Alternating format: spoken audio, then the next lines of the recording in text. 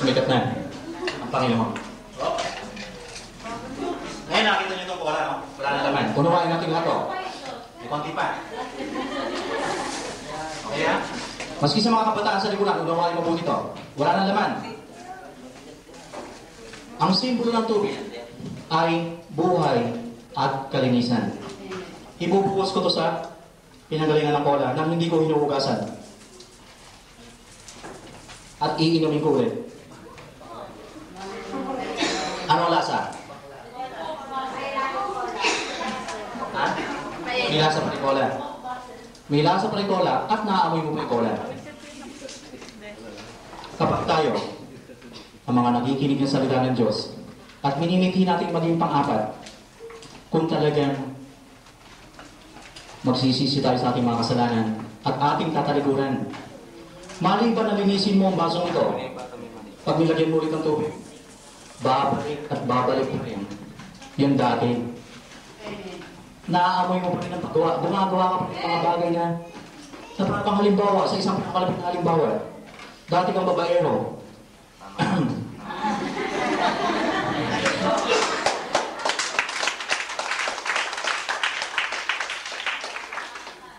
Dati kang drug addict. Dati kang sugalero. Lahat na. Dati kang mosa. Ano? Chismosa. Dati kang chismosa. Dati kang mapanirang puri. Lahat. Ngayon, maliban na talagang pagsisihan mo ng taimtim at nangako kang tatalikdan mo ang iyong mga kasalanan sa pangalan ni Jesus, hindi ka pa rin magiging malinis. Mayahalin tulad ka pa rin to sa nangyari kanina. Maliban na hindi nahugasan mo to sa buhay mo, maaamoy pa rin yun. Kaya makinig, amay pandinig. Sa talinghagan ito, simple-simple lang. Amen? Amen.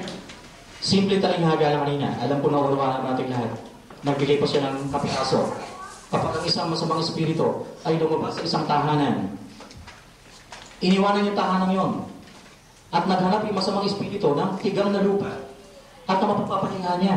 Ibig sabihin, naghanap siya ng ibang tao na pupuntahan. Pagbalik ng masamang espiritu o ng demonyo, nakakita niya yung bahay na yun, malinis na, yung tao nagbago na. Nagbago na yung tao. Tatawag pa siya ng pito, mga barkada niya, para buweltahan yung tao nagbago. O, simple-simple talaga to, ha? Naunawaan niyo lahat. Ngayon, ang kahihinat na ng tao na nangako na hindi na po ako mag-a-addict, hindi na po ako mambababae, hindi na po ako magchichismis, at tinanggap niya ulit yung pito na masamang espiritu, mas masama pa kaysa sa dati ang kahihinat na niya. Talinghaga pero simple. Amen? So, huwag nawa sa pakikinig natin ng mabuting balita ay maihalin tulad tayo sa ganito. Amen? Kung gusto niya naman, sa sinabi kanina, sa panimula, yung mga tumanggap na salita, pero hindi nakaunawa, gusto niya sa bulan. Ayaw natin, di ba? Amen? Purihin natin ang Panginoon.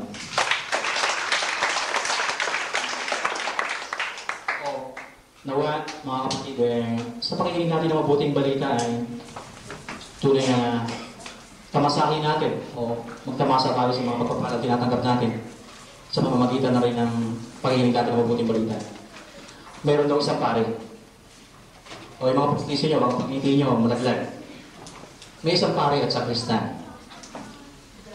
Tumatawa ka agad ang misis ko, hindi ko pa sinasabi. May isang pare at sakristan. Yung sakristan, Padre, mangungumpisal na po ako sa inyo. O sige. Anong tawag dito? Sa kumpisalan? Ang tawag ka? Sa Tagalog? Sabihin nyo. Hindi. Yung upuan nila.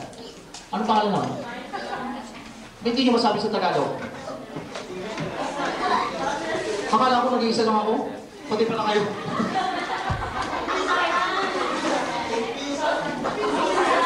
O sige na. Sayang ang sandali. O sige. Sa kumpisalan. Naupo yung padre. Kwento lang to, ha? Sabi po sila kagad eh. Naupo yung padre. Sige.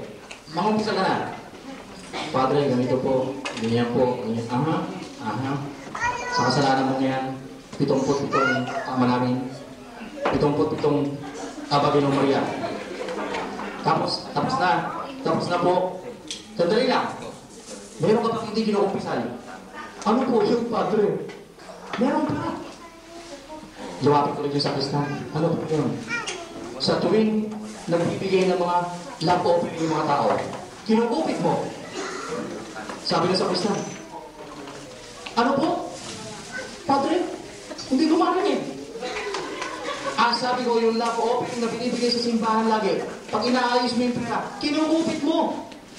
Ano po sabi niyo? Hindi ko po kayo marinig. Ay nako, palit na tayo. Ikaw dito. Sige. Purihin natin ang Diyos.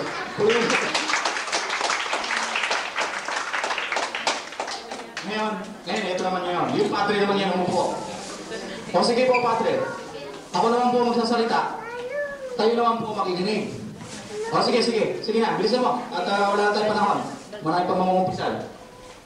Padre, sa simula po ng pagiging napagsama-sama ko sa inyo, napakamayan po ng aking dalawang mata na marami po yung bagay na ginagawang hindi kalugod-lugod sa Panginoon Diyos. Ano sabi mo?